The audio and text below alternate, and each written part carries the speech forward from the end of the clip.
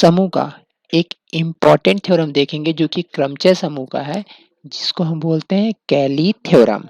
ठीक है, कैली प्रमेय मोस्ट इम्पॉर्टेंट थ्योरम है।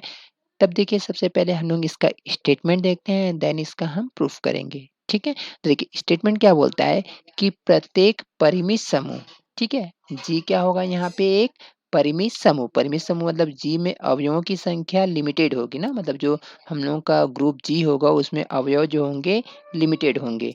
ठीक है, तो क्या बोलता है कि प्रत्येक परिमित समूह जी एक क्रमचय समूह के तुल्यकारी होता है। ठीक है, क्रमचय समूह के तुल्यकारी होता है। मतलब क्या है यहाँ पर कि यहाँ पर क्या है, जी एक समूह है। ठीक है, तो मान लीजिए इसका क्रमचय समूह क्या है, जी डैश है।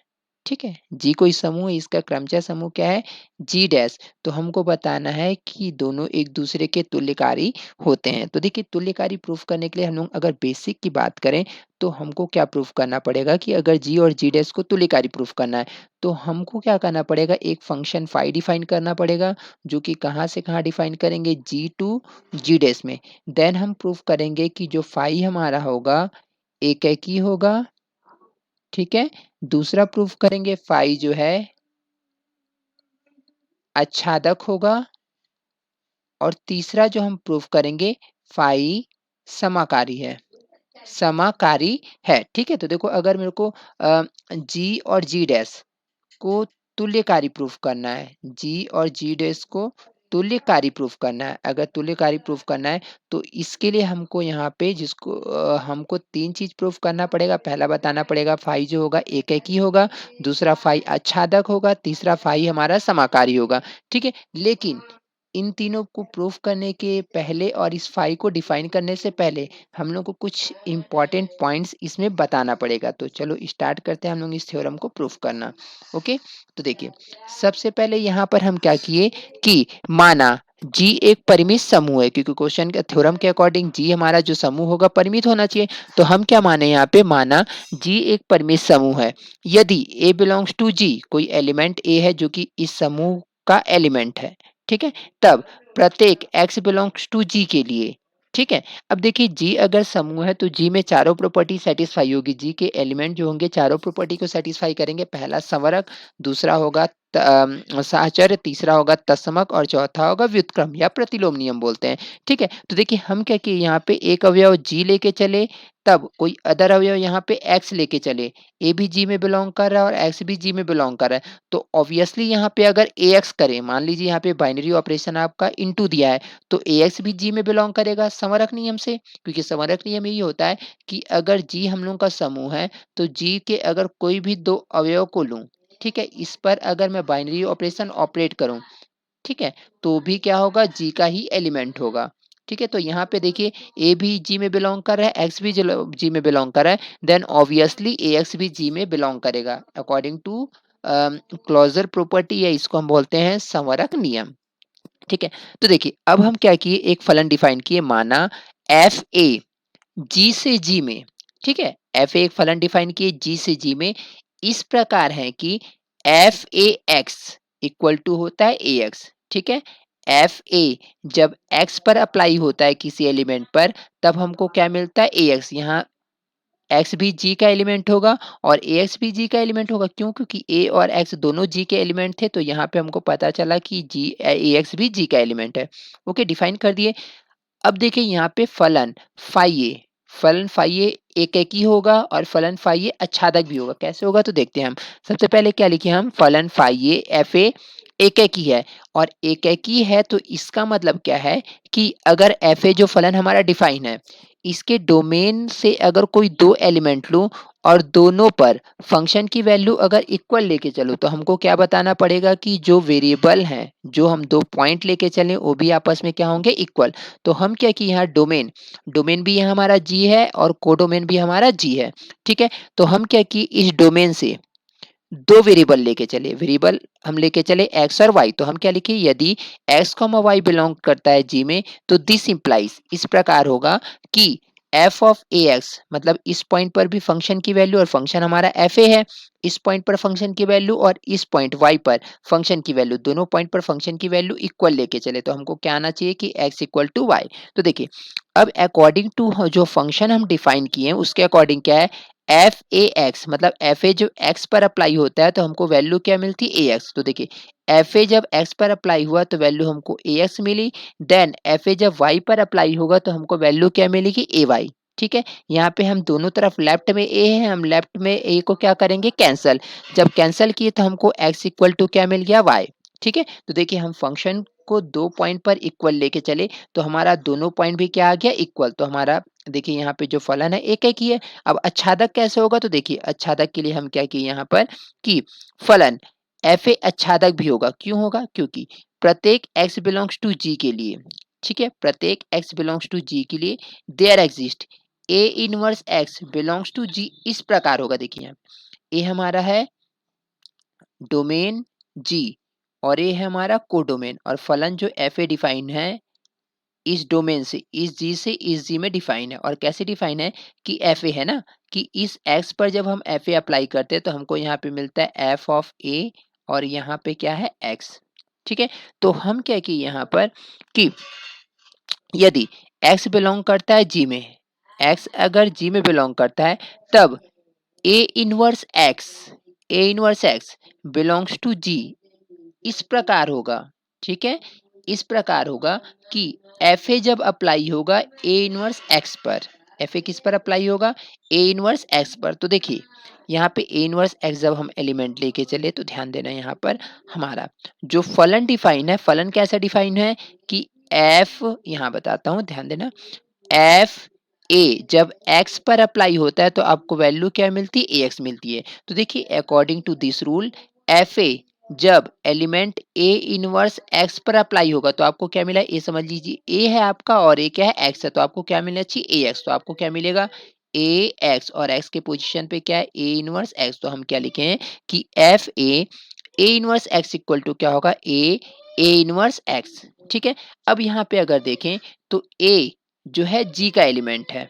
ठीक है, ए जो है हमारा कहाँ का एलिमेंट है, जी का, और जी जो है ग्रुप में है, ग्रुप है जी, फाइनाइट ग्रुप है। और देन क्या होगा, ए इनवर्स भी जी का ही एलिमेंट होगा। क्यों, क्योंकि ग्रुप में हर एलिमेंट का व्युत्क्रम उसी जी में बिलोंग करता है। तो देखिए अगर ए बिलोंग्स टू जी है तो ऑब्वियसली ए इनवर्स भी जी में बिलोंग करेगा। ठीक है, और हम जानते हैं कि ग्रुप में साहचर्य नियम का भी पालन होता है, और साहचर्य नियम क्या होता है कि अगर कहीं पे ए बी सी है तो आप इसको क्या लिख सकते हैं, ए बी को एक साथ, सी को अलग। तो देखिए हम यहाँ पे साहचर्य नियम से इन दोनों को एक साथ लिख दिए और एक्स को बाहर कर दिए। क्यों, क्योंकि जी हमारा साहचर्य नियम का यहाँ पे पालन करता है। अब देखिए यहाँ पे ए है और यहाँ पे इसका व्युत्क्रम है। ठीक है, तो वहां पर एक तत्समक अवयव भी होगा ई, क्योंकि हम जानते हैं ग्रुप में कि ए इनवर्स इक्वल टू क्या मिलता है आपको, ई। तो यहाँ पे ए इनवर्स इक्वल टू क्या होगा, ई होगा, जहाँ ई क्या है, तत्समक अवयव। ठीक है, अब यहाँ पे अगर तत्समक अवयव है देन अगर हम इस ई का एक्स के साथ मल्टीप्लाई करेंगे तो आपको x मिलेगा। क्यों, क्योंकि तत्समक अवयव किसी भी वेरिएबल पे ऑपरेट होने पर उस वेरिएबल को कोई भी इफेक्ट नहीं करता है। अब देखिए हम क्या लिखे, अतः प्रत्येक a बिलोंग्स टू g के लिए, ठीक है, जो हम फलन डिफाइन किए हैं F A from ji to G, एक एक ही भी है और अच्छादक भी फलन है। ठीक है, अतः एफ ए प्रत्येक a बिलोंग्स टू g के लिए एक क्रमचय होगा। एक क्रमचय होने के लिए प्रॉपर्टी होता है, कोई फलन जो होता है क्रमचय तभी होता है जब वो एकेकी भी होगा, अच्छादक भी होगा। तो देखिए एफ ए हमारा प्रूफ हो गया कि एफ ए क्या है, एक क्रमचय है। ठीक है, अब हम क्रमचय जो हमारा फलन एफ ए क्रमचय है, ठीक है, अब हम इस क्रमचय का कलेक्शन लेके चलेंगे। तो हम क्या लिखे, माना कि जी डैश, ठीक है, जी डैश एफ ए कैसे डिफाइन है, जी डैश जो है इस क्रमचय का कलेक्शन है, मतलब एफ ए, जहाँ ए आपका जी का एलिमेंट होगा, जी पर परिभाषित सभी क्रमचयों का समुच्चय है, सभी क्रमचयों का समुच्चय। अब हम लोग अगर क्वेश्चन में देखें तो देखिए क्वेश्चन क्या था हमारा, प्रत्येक परिमित समूह जी, तो हम तो जी तो इजीली ले लिए, एक क्रमचय समूह के तुल्यकारी होता है। तो हमको तो यहाँ पे क्रमचय समूह क्या होगा हमको पता ही नहीं था, तो सबसे पहले हम उसी क्रमचय समूह को डिफाइन किए हैं, जी डैश, क्रमचय समूह हमारा क्या होगा, जी डैश, जी डैश है। ठीक है, तो हम क्या किए, जी डैश जो है क्रमचयों का कलेक्शन है, अभी अभी तो ये समूह प्रूफ नहीं हुआ है, अब हम जी डैश को समूह भी प्रूफ करेंगे। तो हम क्या माने कि माना कि जी डैश क्रमचयों का कलेक्शन, और क्रमचय हमारा क्या है, एफ ए, जहाँ ए जो है जी का एलिमेंट है। जी पर परिभाषित सभी क्रमचयों का समुच्चय। अभी तो ये सिंपल एक समुच्चय है। क्यों? क्योंकि अभी तो हमको पता ही नहीं है कि प्रॉपर्टी को सेटिस्फाई करता है कि नहीं बाइनरी ऑपरेशन के रेस्पेक्ट में। ठीक है? अब देखिए यहाँ पे जी डैश अगर यहाँ पे क्रमचयों का समुच्चय है, तो यहाँ पे हम जो बाइनरी ऑपरेशन लेंगे ग्रुप जी डैश को ग्रुप प्रूफ करने के लिए, मतलब जी डैश को अगर समूह प्रूफ करना है तो इसके लिए हमको एक बाइनरी ऑपरेशन की ज़रूरत पड़ेगी। तो बाइनरी ऑपरेशन हम क्या लेके क्रमचयों का गुणन लेके चलेंगे। ठीक है? तो देखिए अब सबसे पहले हम क्या दर्शाएँगे कि जी डैश क्रमचयों के गुणन के सापेक्ष एक समूह है। क्योंकि देखिए यहाँ पे जो हमको बताना है कि प्रत्येक परिमित समूह एक क्रमचय समूह के तुल्यकारी होता है। तो क्रमचय समुच्चय तो हमको मिल गया जी डैश, लेकिन हमको सबसे पहले ये बताना पड़ेगा ये जी डैश जो है समूह है। ठीक है? अगर जी डैश समूह प्रूफ हो गया तो जी तो ऑलरेडी एक परिमित समूह था और जी डैश भी हमारा समूह प्रूफ हो गया। तब हम प्रूफ करेंगे कि जी इज आइसोमॉर्फिक, मतलब जी जो है तुल्यकारी है जी डैश के। ओके, तो अब हम प्रूफ करते हैं कि जी डैश जो है यहाँ पर समूह होगा। अब जी डैश को अगर हमको समूह प्रूफ करना है तो जी डैश को हमको इस क्रमचयों के गुणन के सापेक्ष, बाइनरी ऑपरेशन क्रमचयों के गुणन के सापेक्ष संवरक प्रूफ करना पड़ेगा, साहचर्य प्रूफ करना पड़ेगा। फिर हमको बताना पड़ेगा कि यहाँ पे तत्समक अवयव एग्जिस्ट करता है। फिर हमको बताना पड़ेगा कि प्रतिलोम अवयव भी एग्जिस्ट करता है। ठीक है? तो देखिए संवरक के लिए हमको क्या करना पड़ेगा, जी डैश के कोई दो एलिमेंट को लेके चलेंगे और हम बताएंगे कि उन पर इस बाइनरी ऑपरेशन को ऑपरेट करने पर, और बाइनरी ऑपरेशन है हमारा क्रमचयों का गुणनफल। ठीक है? गुणन करने पर जो एलिमेंट मिलेगा वो भी हमारा जी पर ही, जी डैश पर ही बिलोंग कर रहा है, तब हमारा संवरक प्रूफ होगा। तो हम अब देखिए जी डैश में एलिमेंट किस टाइप के हैं, एफ ए टाइप के हैं। ठीक है? एफ ए है और एफ ए यहाँ पे क्या है, क्रमचयों का क्रमचय को बता रहा है। ठीक, तब देखिए हम क्या करेंगे यहाँ पर कि माना कि एफ ए एक एलिमेंट क्या लेके चले, एफ ए, और दूसरा एलिमेंट लेके चले f b, belongs to g dash, जहाँ ए बी कहाँ का एलिमेंट होगा, जी का। क्योंकि देखिए ये जो जी डैश डिफाइन है यहाँ पे एफ ए जो हम डिफाइन किए तो ए जो है जी के एलिमेंट है। तो एफ ए एफ बी दोनों अगर जी डैश में बिलोंग कर रहा है तो ए बी क्या होंगे, यहाँ पे जी के एलिमेंट होंगे। ठीक है? मतलब ए बी जो होंगे ग्रुप के सभी प्रॉपर्टी को सेटिस्फाई करते होंगे। क्यों? क्योंकि यहाँ पे जी तो एक ग्रुप है। तो देखिए अब हम क्या लिखें यहाँ पे, एफ ए इंटू एफ बी। ठीक है? F A into F b, तो हमको ये बताना पड़ेगा कि एफ ए इंटू एफ बी भी जो है जी में बिलोंग करता है, जी डैश में बिलोंग करता है। ठीक है? तो हम क्या किए, एफ ए into F b into x किए। ठीक है? तो इसके अकॉर्डिंग अगर हम देखें तो हम इसको क्या लिखेंगे, एफ ए क्रमचयों के गुणन के हिसाब से, क्रमचयों के गुणन के हिसाब से दो फलन इंटू में है तो पहले एक्स के साथ एफ बी अप्लाई होगा। तो हम क्या लिखे, एफ ए इंटू एफ बी एक्स। ठीक है?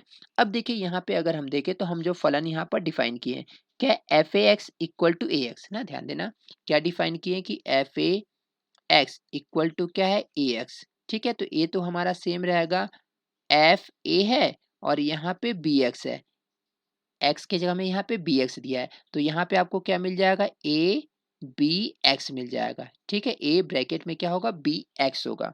ठीक है? तो चलिए यहाँ पे हम एफ ए जो है बी एक्स पर अप्लाई करते हैं। जब एफ ए जो है बी एक्स पर अप्लाई होगा तो एफ ए जो है बी एक्स पर जब अप्लाई होगा तो अकॉर्डिंग टू डेफिनेशन जो हम डिफाइन किए उसके अकॉर्डिंग क्या मिलेगा हमको, ए ब्रैकेट में बी एक्स। ठीक है? अब ए बी जो है किसके एलिमेंट है, ए बी एक्स, तीनों जो है यहाँ पे जी के एलिमेंट है और जी के एलिमेंट है और जी हमारा ग्रुप है, तो मतलब यहाँ पे जी के एलिमेंट साहचर्य नियम का भी पालन करेंगे। तो देखिए साहचर्य नियम में हम क्या जानते हैं कि अगर आपके पास ए बी एक्स है, सॉरी ए बी सी है, तो आप इसको क्या लिख सकते हैं, ए बी इंटू सी। तो देखिए हम क्या कि ए बी को एक साथ लिख दिए, एक्स को बाहर कर दिए। ठीक है? अब यहाँ पे जब हम बाहर किए तब ध्यान देना कि अब आपके पास क्या पता है यहाँ पे कि एफ ऑफ ए एक्स, ठीक है, एफ ऑफ ए एक्स की वैल्यू क्या मिलती है, ए एक्स मिलती है आपको। तो यहाँ पे ए बी एक्स है, तो ये समझ लीजिए आपके लिए ए का काम कर रहा है और ए एक्स का काम कर रहा है। एक्स के पोजीशन पे एक्स है और ए के पोजीशन पे ए बी है, तो आपको अकॉर्डिंग टू दिस डेफिनेशन यहाँ पे क्या मिल जाएगा, एफ बी एक्स मिल जाएगा। तो हम इसके जगह में क्या लिख दिए, एफ बी एक्स। ठीक है? तो देखिए यहाँ पे आप क्या लेके चले थे, यहाँ पे एफ बी एक्स लेके चले। ठीक है? और हम क्या प्रूफ कर दिए यहाँ पे कि एफ ए बी एक्स आ गया। ठीक है? तो एक्स एक्स तो यहाँ पे वेरिएबल है, हटाएंगे तो हमको क्या मिलेगा, F A B, F A into F B बराबर एफ ए बी।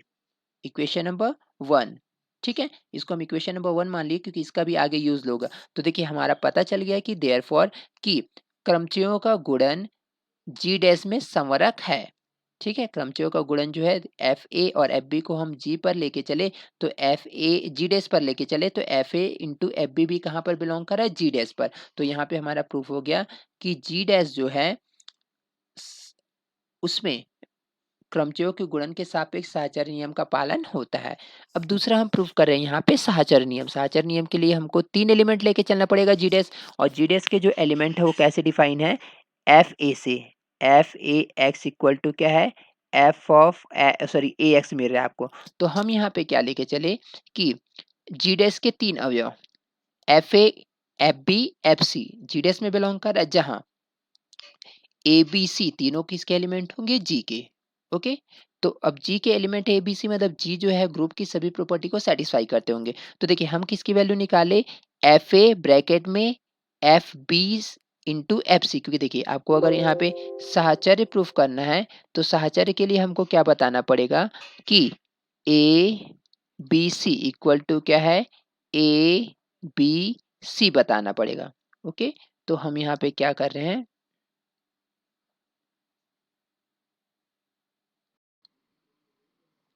अब हम यहाँ पर साहचर्य नियम को प्रूफ करेंगे। तो साहचर्य नियम के लिए हमको 3 एलिमेंट को लेकर चलना पड़ेगा। तो हम क्या किए? जी डैश के 3 एलिमेंट लेके चले। ठीक है, तो पहला एलिमेंट हम लेके चले एफ ए, एफ बी, और थर्ड है हमारा एफ सी। ठीक है, और ए बी सी यहाँ पे जी का एलिमेंट होगा। अगर ए बी सी यहाँ पे जी का एलिमेंट है और जी हमारा ग्रुप है, मतलब ए बी सी जी की सभी प्रॉपर्टी को सेटिस्फाई करता होगा। ठीक है, तब हम क्या बताएंगे कि यहाँ पे f a, f b, f c में भी जो कि जी डैश के एलिमेंट है, मतलब जी डैश भी यहाँ पे साहचर्य नियम का पालन करता है।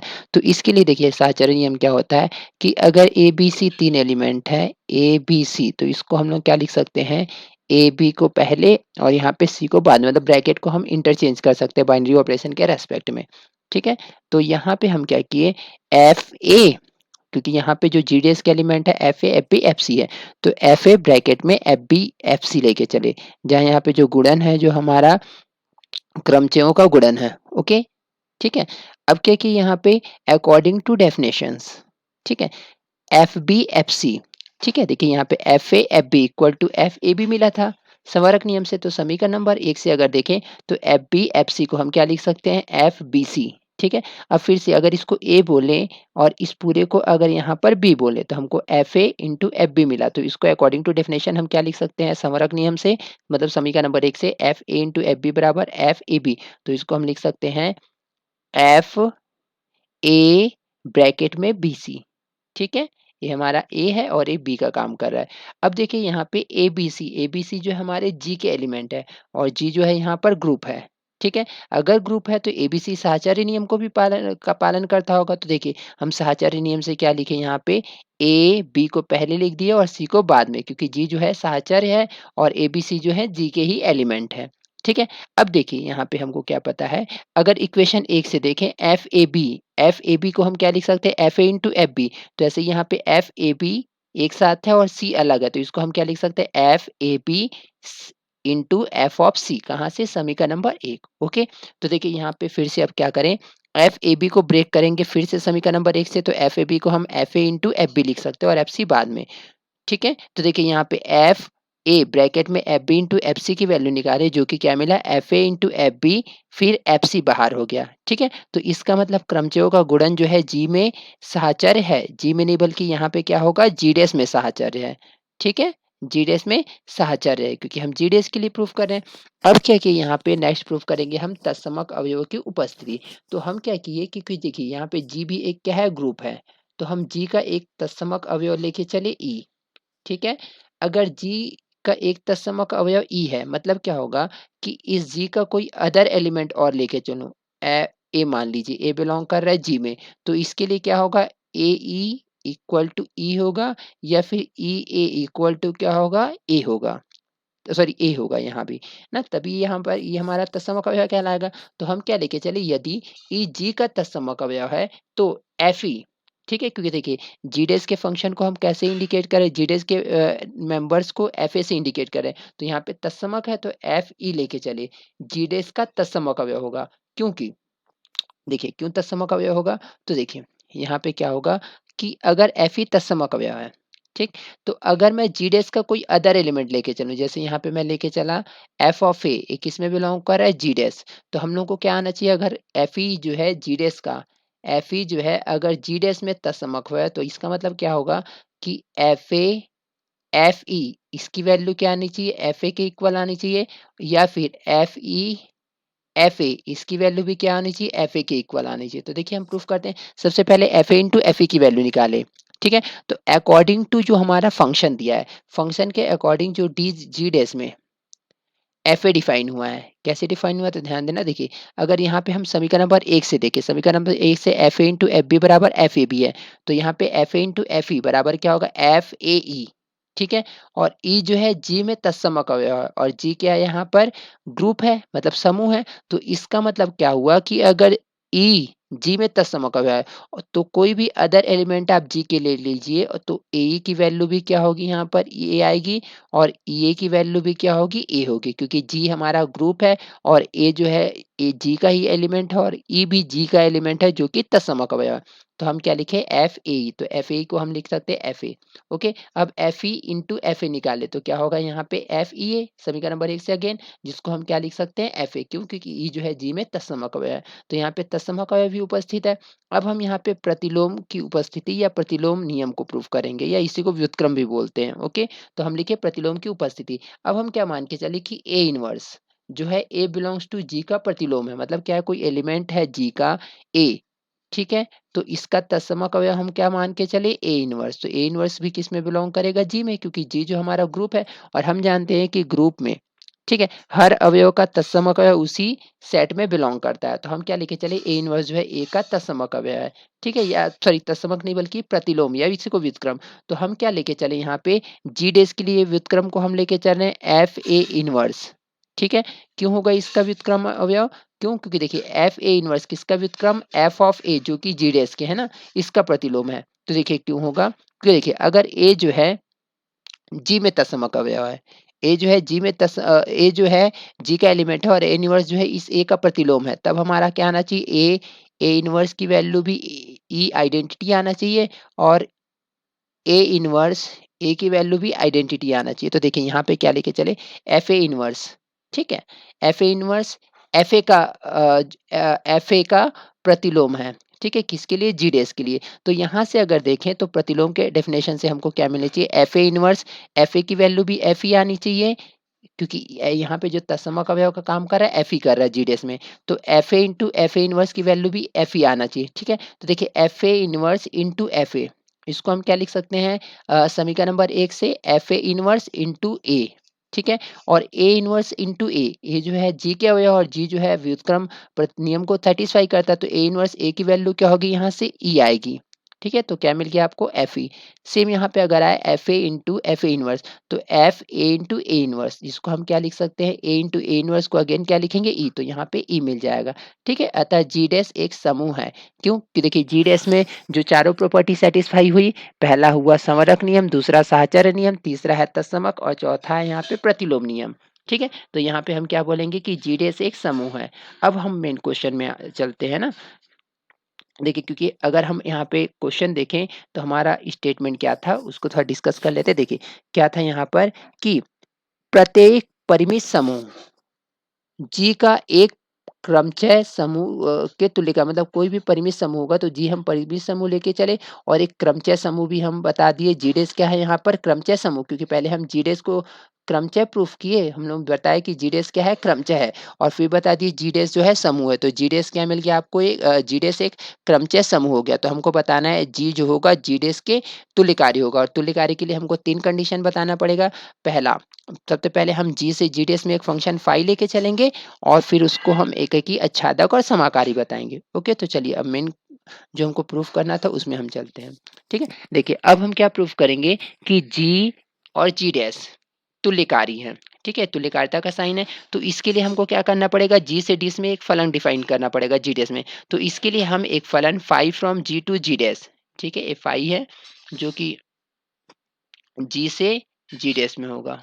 ओके, फाई को हम जी से जी डैश में डिफाइन किए और किस प्रकार डिफाइन किए कि फाई, ठीक है, ए पर जब अप्लाई होता है, क्योंकि देखिए फाई जो होगा डोमेन के एलिमेंट पर अप्लाई होगा और यहाँ पे हम फाई को कहाँ से कहाँ तक मान के चले, जी से जी डैश में, तो यहाँ पे ए जो होगा जी का अवयव होगा ना, ए पर अप्लाई होता है तो आपको वैल्यू क्या मिलती है यहाँ पर, एफ ऑफ ए मिलती है। हम ऐसा डिफाइन किए फॉर ऑल ए जो होगा जी का एलिमेंट। ठीक है, तो हम क्या बताएंगे कि फाई जो है एक एक ही है, तो एक एक ही के लिए हम जानते हैं कि हम क्या करेंगे कि जी का डोमेन का तो कोई दो अवयव लेके चलेंगे, तो हम क्या लिखे, माना A B belongs to G, इस प्रकार है कि उस दो पॉइंट पर या उस दो वैल्यू पर फंक्शन की वैल्यू इक्वल लेके चलेंगे, तो क्या होगा, phi of a equal to phi of b लेके चले। ठीक है, तो phi of a according to जो हम फाई को डिफाइन किए कैसा है, phi of a equal to f a, तो यहाँ पे एफ ए आ जाएगा, तो फाई ऑफ बी क्या मिल जाएगा, एफ बी, दोनों तरफ एक्स ऑपरेट कर दी, जहाँ एक्स भी किसके एलिमेंट होंगे, जी के एलिमेंट। ठीक है, तो देखिए यहाँ पे एफ ए एक्स अभी हम डिफाइन किए थे कि एफ ए एक्स को हम इसके पहले क्या डिफाइन किए थे, ए एक्स डिफाइन किए थे, कहाँ पर, तो देख लीजिए यहाँ पर एफ ए एक्स को हम कैसे डिफाइन किए थे, ए एक्स। ठीक है, तो उसी डेफिनेशन के अकॉर्डिंग हम क्या किए यहाँ पर, एफ ए एक्स को ए एक्स लिखे, एफ बी एक्स को क्या लिख दिए, बी एक्स, एक्स एक्स क्या हो जाएंगे कैंसल, दोनों का राइट साइड का है, तो यहाँ पे क्या बचेगा, ए इक्वल टू बी, तो हम phi a equal to phi b लेके चले और हमको पता चल गया ए इक्वल टू बी, इसका मतलब फाई यहाँ पे क्या है, एक एक ही है। अब अच्छादक के लिए हम क्या किए कि यहाँ पे क्या माने कि माना एफ ए जी डैश का कोई अवयव है, क्योंकि हम क्या करते हैं अच्छादक के लिए जी डैश का कोई मतलब जो हमारा कोडोमेन होता है, यहाँ पे फाई कहाँ से कहाँ तक डिफाइन है, जी से जी डैश में। ठीक है, जी से डी जी डैश में है, तो हम क्या करते हैं अच्छादक प्रूफ करने के लिए जो हमारा कोडोमेन होता है उसके एलिमेंट को लेके चलते हैं, उसमें जो भी इमेज बना उसको लेके चलते हैं और क्या बताते हैं कि इसका प्री इमेज इस डोमेन में एग्जिस्ट करेगा।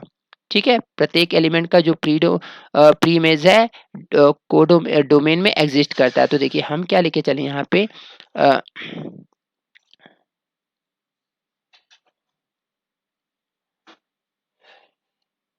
हाँ, तो हम यहाँ पे लेके चले माना एफ ए जी डेस का कोई अवयव है कोडोमेन का। ठीक है, तब ए बिलोंग्स टू जी, तब डोमेन में एक अवयव ए। ठीक है, इस प्रकार होगा कि फाई ए इक्वल टू क्या मिलने चाहिए, एफ ऑफ ए। ठीक है, तो यहाँ पे हमारा प्रूफ पता चल गया कि अतः फाई जो है अच्छादक है। अब समाकारी, समाकारी के लिए क्या बताते हैं, समाकारी कैसे होगा, फाई समाकारी तभी होगा जब हम इस डोमेन में दो अवयव ए बी इस प्रकार लेके चले कि phi a b equal to आना चाहिए phi of a into phi of b आना चाहिए। ठीक है, तो हम क्या लेके चले यहाँ पे समाकारिता के लिए कि ए कॉमा बी बिलोंग करता है जी में, तब फाई ए बी को हम क्या लिखेंगे, एफ ए बी, क्योंकि फाई कैसे डिफाइन है, phi of a equal to f a है, तो फाई ए बी क्या होगा, f of a B, F A b. ठीक है, अब एफ ए बी को हम संवरक नियम से समीकरण नंबर 1 से क्या लिख सकते हैं, F A into F b लिख सकते हैं। ठीक है, अब देखिए एफ ए को अगर मैं देखूं यहाँ से एफ ए की वैल्यू क्या होगी, फाई ए, तो फाई ए लिखा, तो एफ बी को क्या लिखेंगे, फाई बी, तो यहाँ पे हमारा फाई ए बी बराबर फाई ए इंटू फाई बी प्रूफ हो गया, तो मतलब एफ क्या है, समाकारी है। तो यहाँ पे क्या एक्चुअली यहाँ पे एफ समाकारी नहीं होगा, यहाँ पे जो होगा हमारा फाई समाकारी होगा, क्योंकि फाई के लिए हम करें कैलकुलेशन, तो यहाँ पे हम क्या लिखे कि जो फाई है हमारा समाकारी है। ओके, तो यहाँ पे क्या पता चल गया कि चूंकि phi from ji to g dash, ठीक है, एकेकी भी है, आच्छादक भी है और समाकारी भी है, तो इसका मतलब क्या हुआ कि जो जी है जी डैश के तुल्यकारिता है। ठीक है, तो हमारा जो थ्योरम प्रूफ करना था प्रूफ हो गया, तो हम लिखे अतः प्रत्येक समूह जी एक क्रमचय समूह के तुल्यकारी होता है। ठीक है, या फिर बोलेंगे प्रत्येक परिमित समूह। ठीक है, यहाँ पे एक वर्ड जोड़ देते, प्रत्येक परिमित समूह, परिमित समूह जी एक क्रमचय समूह के तुल्यकारी होता है। ओके, तो इस तरह से हमारा थ्योरम कंप्लीट होता है। Okay, thank you.